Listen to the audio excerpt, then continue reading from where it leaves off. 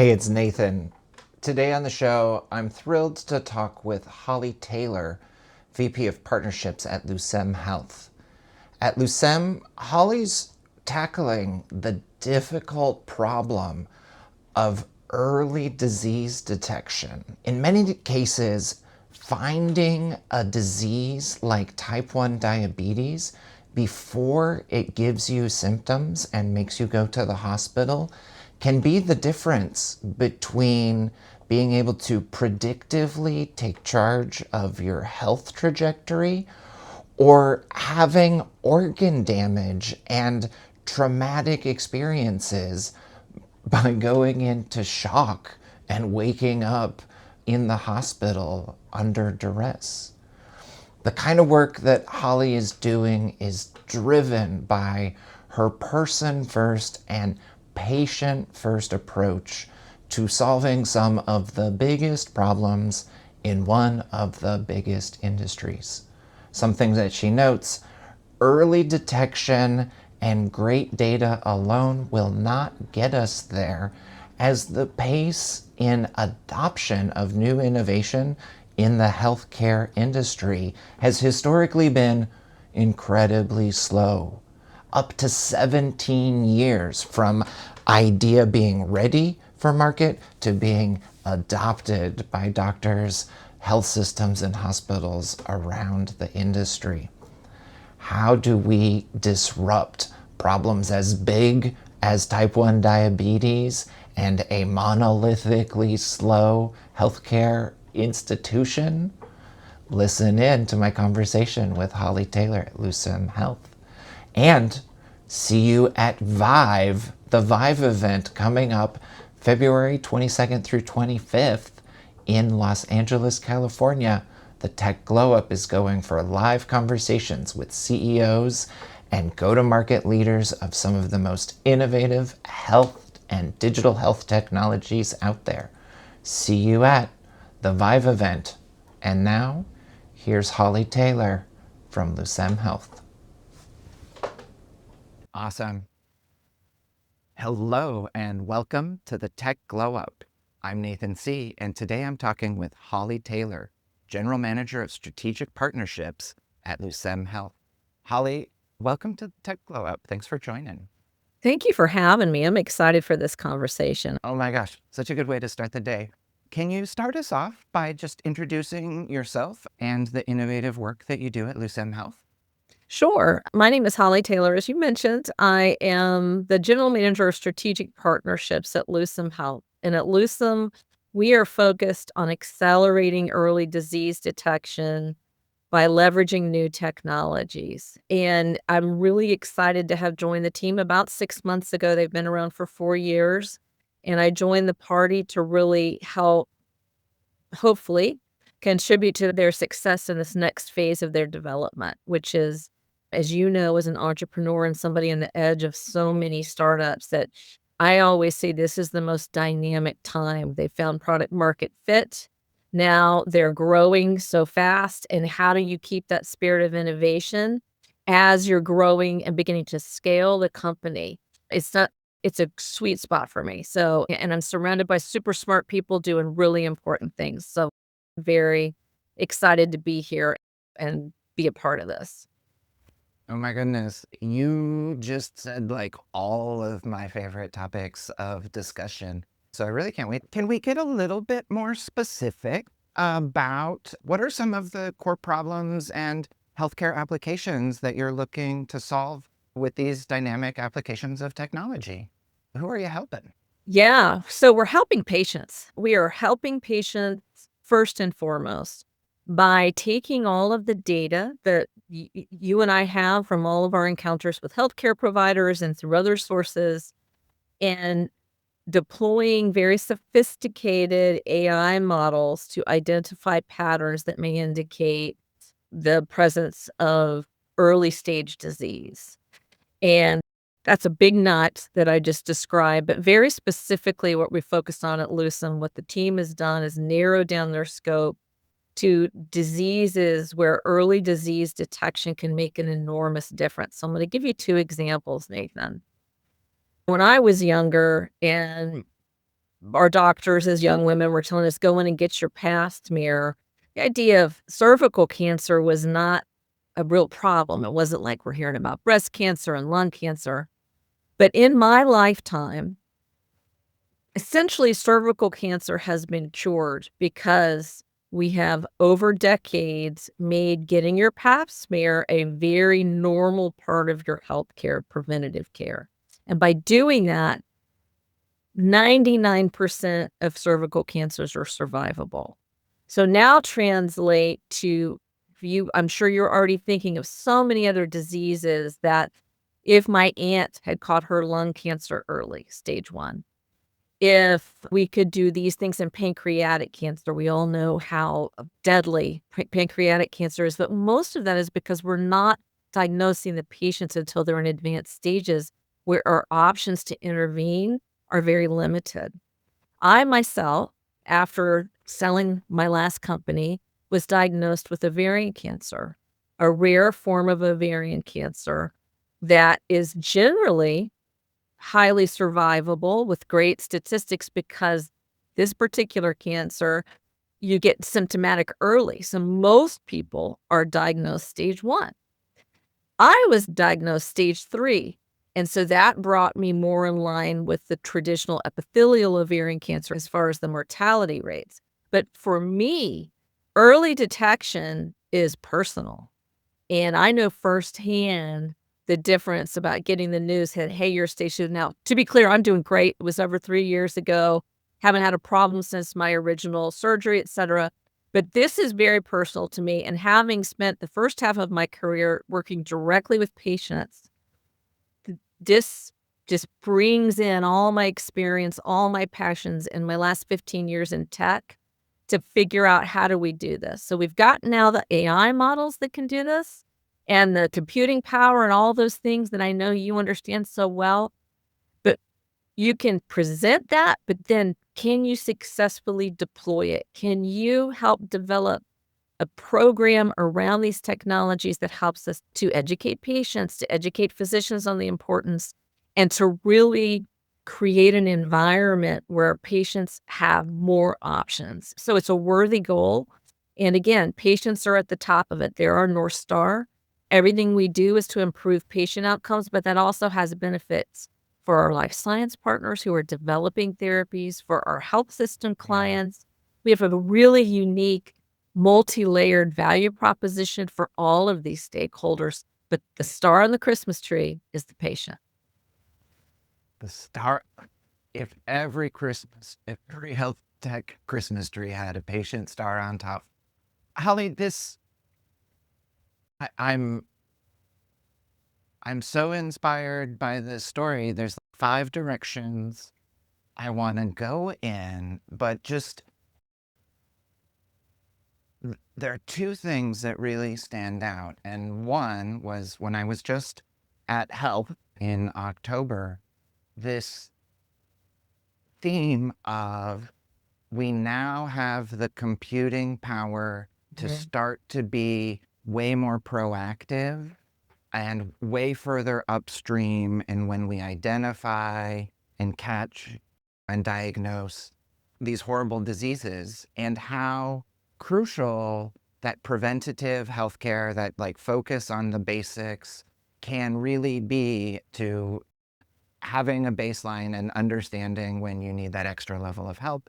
And then again, this like personal connection to why early detection is so key. I literally last night was celebrating with a dear friend who had an anomalous early detection of a really nasty like colon cancer, and had her surgeon saying, usually people have symptoms when they come to see me, and usually this would be really scary, but because we caught it so early, like you might, you know, Might just it be may be okay. very minimal. And so like I've got goosebumps hearing and just being that reminder of how important detection and screenings and socializing, which kind of brings me right. You called out that it's really tricky.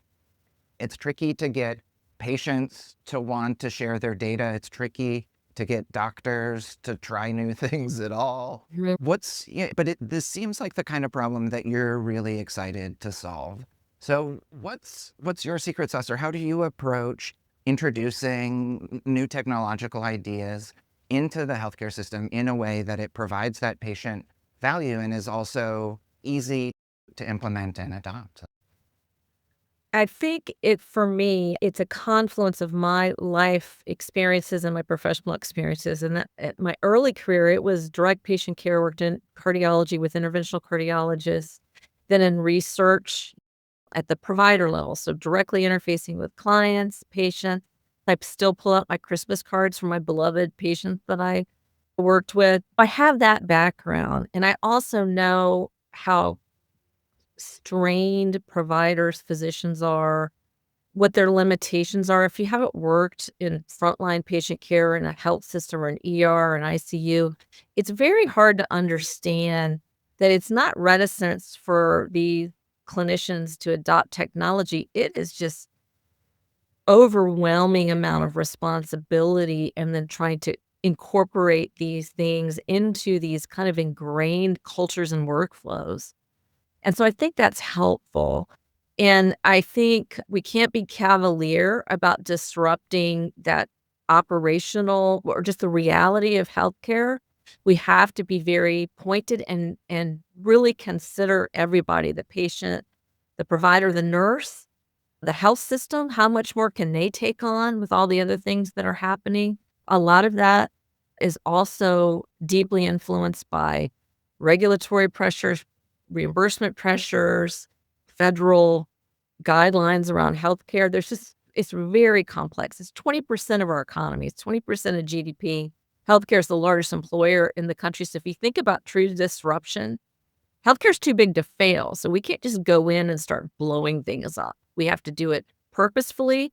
And the way I think about the work that we're doing at Lucem is we're starting very targeted focus on certain diseases, early disease detection. And if we can prove this out, then you can start to open the aperture about, okay, we could do more of this in these other areas. And some of our early clients are always already asking, we want to do more. Help us do more. And that is such an affirmation that we are on the right track.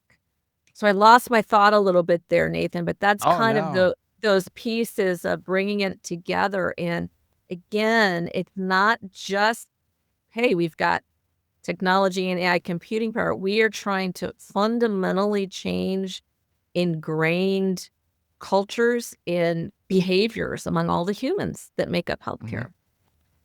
Yeah, that mindfulness, right? I was actually shocked by the number of healthcare leaders I heard saying, "We're on a chasm. I'm ready for a paradigm shift." The level of change that practitioner innovators are ready for is quite large. This understanding, right, that these professionals are, and they're professionals, y'all, Yeah. that these professionals are burdened by so many tasks, so many things to do, that even asking for an extra 2 minutes in their day could really impact a lot of different threads and a lot of different patients. So, Holly, I actually have two questions. I love to call people by their proper titles. Should I be referring to you as Dr. Holly? No, I am not a Or no? physician. Okay, I slept got in a it. Holiday Inn last night, Nathan. You've teased this entrepreneurial background. So I'd love to know, how did you get here, right? Like, you haven't been a serial entrepreneur and excited about these health problems your whole career. What was your journey to where you are now with Lucem? So it started actually, my very first job in high school was working for a cardiologist. Just it was a good paying job. And I ended up, by the time I got out of high school, I was doing all kinds of clinical stuff, but I liked it.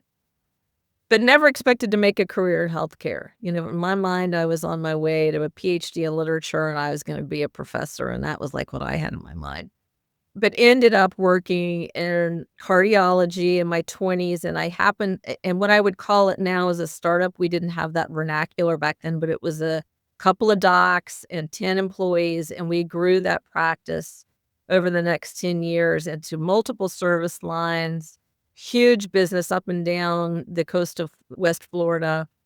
And so I was in a startup and fast-growing environment all those years, which was well-suited for me because I was able to do a lot of different things from frontline patient care to administration to strategy to growing the business. I ended up seeing an opportunity for us to conduct clinical research in these private practice community hospital settings and outside of the ivory towers of academia. And was an enormous value in bringing cutting edge research to our patients. Also, where we were in Florida is where the cardiology patients lived. So it was also from a business value perspective, where you could enroll the patients, where you could, be successful and accelerate the ability to get the research done faster, which has enormous value to, life science partners. So I started an effort there, and then after about 3 years, had great success. I couldn't stop looking at the bigger problem, so I started my first company at 30 as a single mom with 2 dying parents at the time, which in retrospect was nuts, but you know how it is when you're an entrepreneur and you see it so clearly that you can't not do it.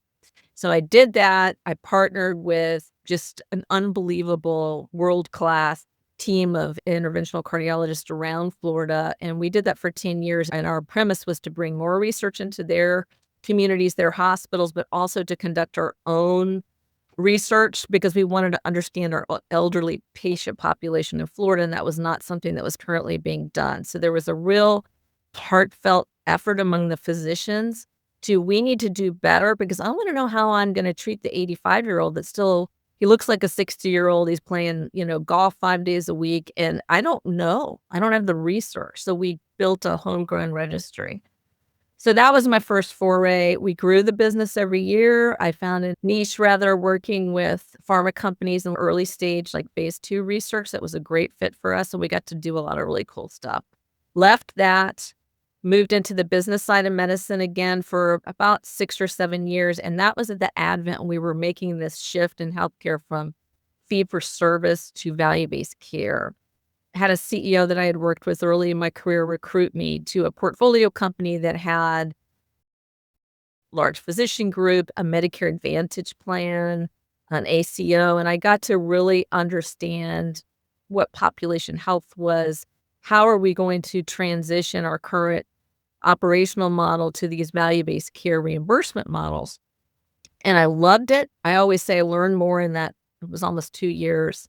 That I thought I knew a lot of things in healthcare by then, but I didn't know squat till I tried to do that. And then where I ended up and what took me to the dark side, Nathan, which is technology, was I don't have the tools I need. This is inadequate. I'm gonna go over there and try to influence what they're building. And boy, was that when I got exposed to product development, all the things we could build. I was just enamored. 2 weeks later, he comes back with a prototype. I'm gonna change the world, but with my experience, these smart minds. So that's how I got stuck, and then I had a run at a company called Zermed that had an exit. They are now Waystar, went public last year, and they had built up, like, a population health business, left that, and then my real success on technology was I went to a company called Health that was acquired early on they brought me in really as a consultant. It was a early stage pre-revenue, literally 11 engineers, fresh out of University of Texas, 2 founders, whip smart. I absolutely fell in love with this team, and I finally said, "I think I wanna run this ship. I've got a vision. Let me take it there, but let me keep it as a separate independently operating entity so it doesn't lose all the innovation." So I stayed for 3.5 years. It was musculoskeletal health mobile patient app. We went from nothing to 6 million patients. About 30 to 40% of the physical therapists in the country were using it, and we had a very successful exit after that. To be honest with you, we were acquired by the largest physical therapy EMR, and I was a little heartbroken because I had bigger vision. But went on, learned so much from those young people, then went on and then had my little dance with cancer, and then now I'm at Lucem. Holly, I had such a hard time not jumping in 4 different times. I love that you kind of answered one of my next questions, which is how do you learn what's effective? How do you understand how you're impacting your customers? And your answer is, I'm on the front lines. Like we took it out, and that's where we found the opportunity. So bravo, like to discover, and maybe this is like the benefit to being in healthcare first and product second is that you went direct to the audience, right? To the population you're trying to serve, literally to where they are, and learned about them and then brought those ideas and insights back. This sort of like 10-person fast moving innovation unit is a hot topic right now, right? Like Reid Hoffman, Evan, the leaders at Snapchat, many Yep. others are talking about these new less than 12-person teams and how one of the bloats in a large corporate apparatus is just all the meetings it takes to keep people informed and together. And right, like one of the best times in any startup is in that like 10 to 15-person space where you're hand in the trenches, seeing the real impact of the things that you do. So I love that you're sort of an earlier adopter of this very trendy approach to innovation. And honestly, it feels so good to be. I had a client respond back to me, send some feedback to me once, and it was so much fun where we could just test things, ship frequently, and learn as fast as possible. And it seems like you have a similar bug as I do there. I'm curious. One of the questions I always like to ask is how people respond when you hear new information, or whether it's opportunity or a challenge, and how do, especially when you're being so careful to be hand in hand with patients and to not be disruptive to caregivers and patients. How do you like to adapt or, refocus? Excuse me, I'm going to try this question again. I keep running. Holly, your focus on research has me very interested in this next question, which is, can you share some instances where you've adapted or refocused when you've had new information, whether it was about opportunities or challenges in the kinds of products you're building? Yeah, that's a great question. I think when you live in that research world, which I did for almost 15 years, it's all based on data, right? We've democratized how we use data to the entire world now with all of our technology adoption, but always going back to what is the actual value. So if you think about clinical research and developing a new pharmaceutical or a new therapy, it is very objective. And so I carry that with me in looking at what is the information we need to look at. What are we measuring, right? We talk about measure what matters, all of those things, but in real that's important. If you're not measuring those things, you will go off the rails in a month, a quarter or 2, and there's no recovering. And so if you're watching the right information and, by the way, gathering the right information, you should be using that consistently, and that forces you to be very pragmatic. There's no arguing with good, solid data. So you're not doing that internal debate about, "We'll give it a little more time, we'll see if this happens." No, no, no. The data's telling you very clearly this is not going to work long term. So that's number 1. Number 2 is I do think, to be honest, one of my strengths is I can be very tactical and in the now, but I'm always thinking 3, 5 years ahead and all the other factors that are gonna impact what we're doing, the decisions we're making now, and how's that gonna impact our success in a year or 2 or 3 years. The last thing I'll say is you gotta use that data to cut the cord.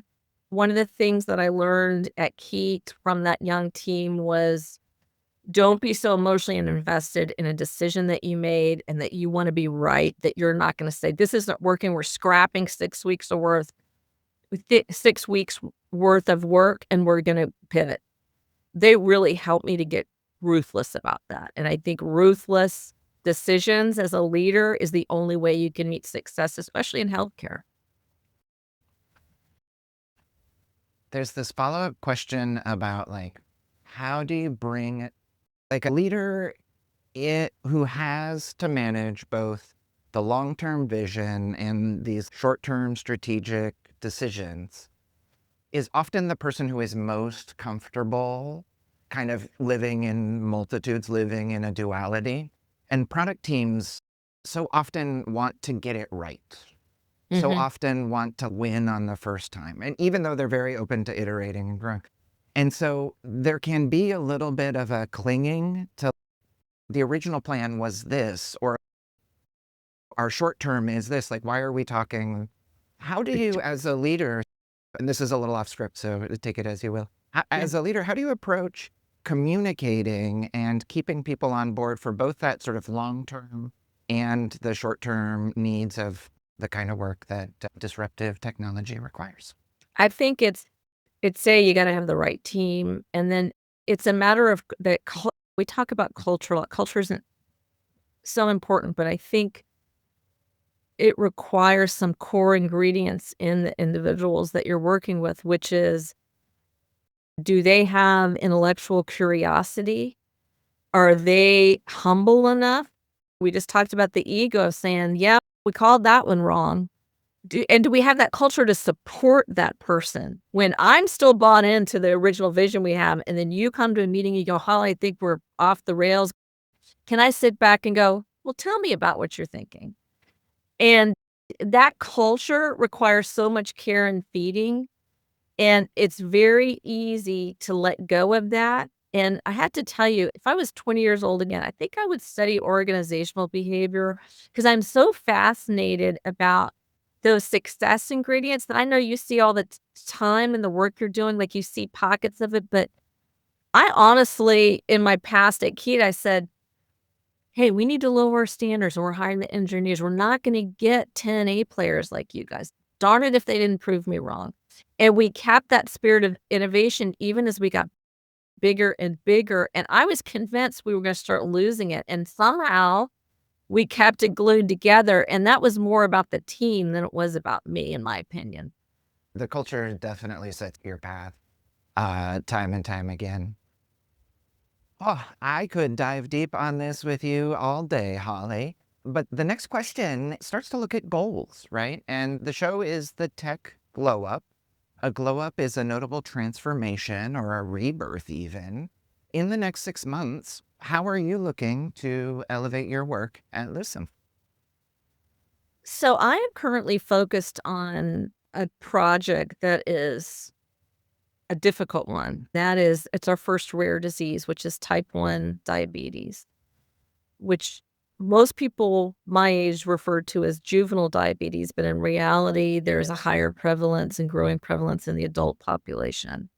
And so going back to our technology, we're using our most sophisticated model. It's a BERT transformer model to deliver lists of patients that should probably be screened for type 1 diabetes. But what I'm focusing on, as we've finished our first implementation, we're just now starting patient outreach to understand, are we doing what we think we're going to be able to do? And how do we continue to improve the support that we provide our clients and expanding our solution offering? Some of this is going to be partnerships to help health systems implement this. And then some of this is, continued refinement of technology offerings and expansion of technology. So we have it's a very dynamic period for the next 6 months.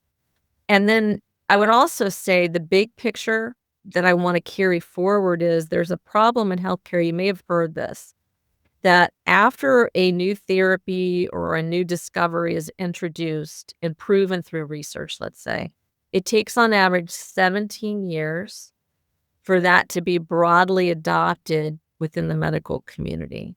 And if you put that out on a timeline and explain that, it is additional real world experience. So here's an example that you can probably identify with. A physician says, "I'm not going to use that drug, just got approved. I'm going to wait a couple years to make sure nothing happens," even though there's been 10 years of research on it, right? I get it, whatever. But, so that's a piece. And then the continued collection of real world data experience and culture change. And you always have your early adopters, your doctors who are willing to use that new device or things like that. But that takes 17 years before your doctor in rural, Nebraska says, "Oh, yeah, of course you have to take an aspirin. You've had a heart attack. That needs to be what you have." It takes so long. So I'm really big picture figuring out what are we doing at Lucem to contract that 17-year period? And what does that mean for improving patient lives? How do we do that no matter what the disease focus? And that comes into that scalability and value impact over time. First and Oh, foremost, make T1D identification successful because let me tell you, you talk about making the hair on the back of your neck stand up in goosebumps. These stories of children, 60% of kids with type 1 diabetes end up in diabetic ketoacidosis, which is life threatening. They have medical trauma from it. If we can prevent that, my work on this planet will have been worth it. but when you talk about like preventative care, right? But when you put it in terms of like when you don't know you have type 1 diabetes and you have an incident, you often pass out and have to go to the Yes. hospital and wake up surrounded by doctors with like scary, right? And if you can avoid that and also the injury that can happen from going into the the acidosis, so many benefits for people that we really want to be caring for. So, Holly, you're working, like you admittedly go for the hard, juicy problems. If there were one magic wand, if there were a magic wand that you could wave and remove the biggest blocker from your team's path, what would it be? It's a meaty question. To be honest with you, at a macro level, it's challenging to make big shifts in healthcare because of our reimbursement models are so bizarre, frankly, and inconsistent.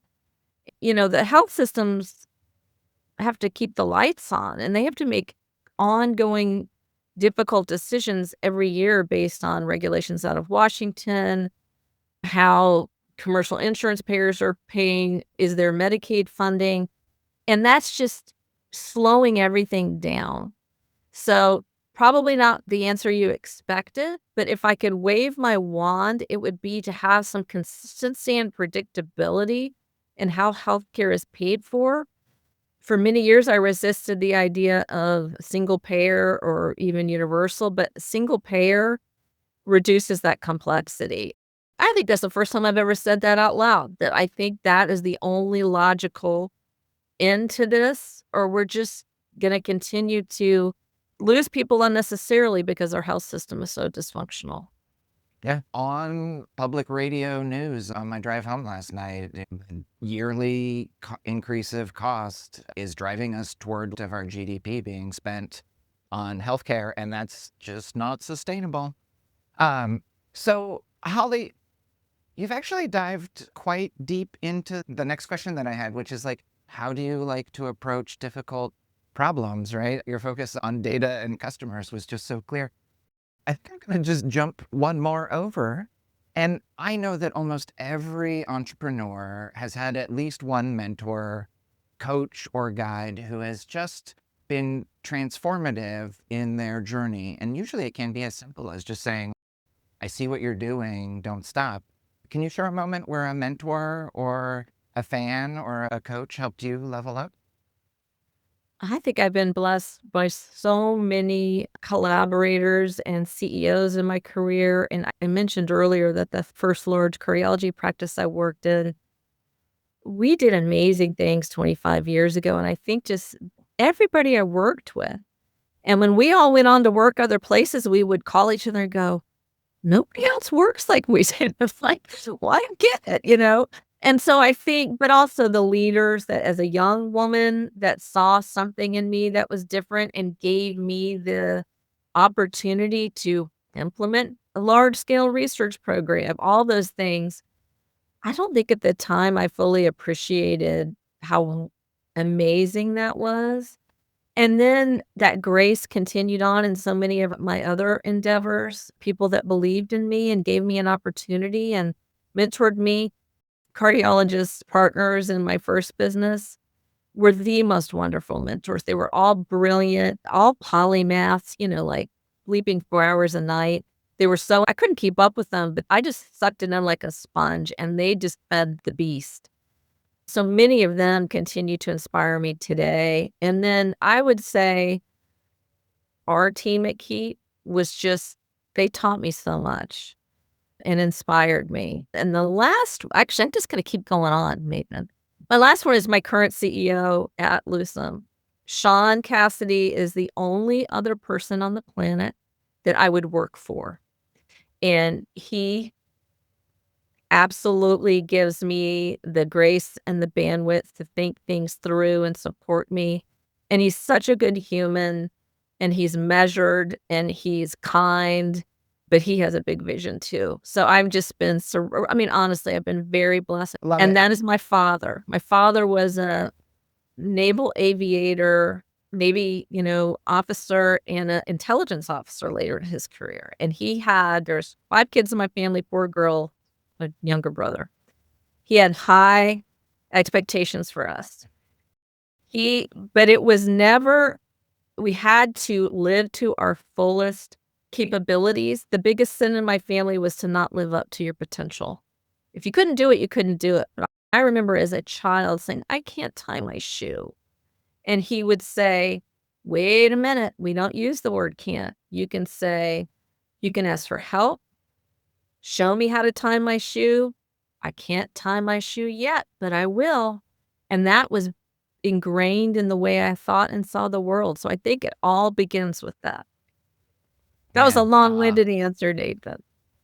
where you got us, Holly, is having a leader who trusts you enough to give you the opportunity to grow, and having the curiosity to always be adding and learning can do outrageous things for an innovator's career.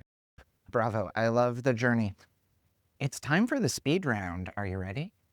Like, bring it Oh, it's on. easy. So if there was one key takeaway that our listeners should walk away from our chat today, in one sentence, what would it be? Healthcare is hard. Yes. What quarter is your brain currently focused on? Definitely Q1 followed by 2027. Yes. Awesome. That foot in the soon and the foot in the far. I love it. And do you have a spicy soundbite to share? Maybe a hot take on technology, trends, culture, or otherwise? My mind just went blank. You can pass. Necessity is the mother of invention. It's old, but it's so applicable in healthcare. We have to solve these problems and be forced to do it before any major disruption is going to happen. That was pretty good. Holly, how can people follow up and learn more about the work that you're doing? Please follow Lucem Health on LinkedIn. We don't have a real presence on social media. I have, in recent years, been a little social media adverse just because I get distracted and, there's a lot going on in the world that I like to manage. But I'm trying to do better about getting out onto LinkedIn and sharing some of the great work we're doing. So I'd ask that you follow both me and Lucem on LinkedIn and reach out to me. It's simple, holly@lucemhealth.com. Always interested in engaging with innovators, people working in the healthcare space. And Nathan, I hope we'll get to stay in touch because I've loved every minute of this. And the next time in Portland, I'm going to take you out for a coffee or a drink if we can make it happen. Oh, I am always down for a Portland coffee, and we can customize based on your personal preferences. That So sounds looking great. forward to I'll have to look you up when I'm in Austin Please next. do. Amazing. Holly Taylor, General Manager of Strategic Partnerships at Lucem Health, bringing high quality predictive medicine to patients that can change their lives, and hopefully helping anyone with type 1 diabetes avoid a scary emergency to learn about their diagnosis. Holly, I'm so thrilled to learn about your patient-centric, team-focused approach to innovation. Really just a lovely, inspirational story. Couldn't think of a better way to start my Tuesday. Thank you. Thank you so much. If you've made it this far in the podcast, I really appreciate you. Thanks for listening. Please make sure to like and subscribe so that you never miss an episode of the Tech Glow Up. And hey, can I ask you a favor? If you really enjoyed this episode, could you share it on your Instagram stories or maybe post the link with what you enjoyed on LinkedIn? This sort of sharing and engaging really helps small podcasters like me reach the audience that I know really cares about these kinds of conversations. If you've made it this far in the podcast, I really appreciate you. Thanks for listening. Please make sure to like and subscribe so that you never miss an episode of the Tech Glow Up. And hey, can I ask you a favor? If you really enjoyed this episode, could you share it on your Instagram stories or maybe post the link with what you enjoyed on LinkedIn? This sort of sharing and engaging really helps small podcasters like me reach the audience that I know really cares about these kinds of conversations.